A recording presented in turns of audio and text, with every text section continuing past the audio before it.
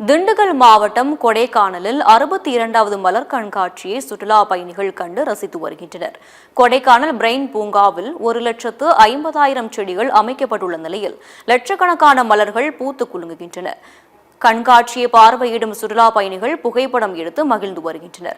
சுற்றுலா பயணிகள் ரசிக்கும் வகையில் கரகாட்டம், ஒயிலாட்டம், பொய்க்கால குதிரை போன்ற கிராமிய கலை நிகழ்ச்சிகள் நடைபெற்று வருகிறது. இந்த நிகழ்ச்சியை சுற்றுலா பயணிகள் தங்கள் குடும்பத்தினருடன் கண்டு ரசித்து வருகின்றனர்.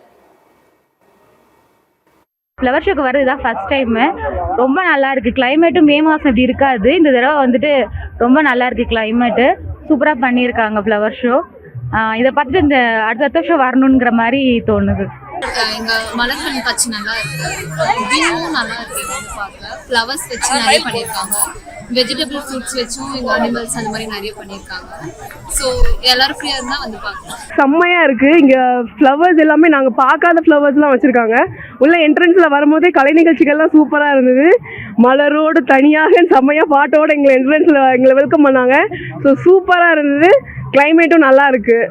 பூக்கள்லாம் ரொம்பவே பிளாஸ்டிக் மாதிரி இருக்குது பார்க்குறதுக்கு. ரொம்பவே சூப்பராக இருக்குது. நீங்கள் கண்டிப்பாக எல்லோரும் வந்து என்ஜாய் பண்ணலாம். செம்மையாக இருக்குது.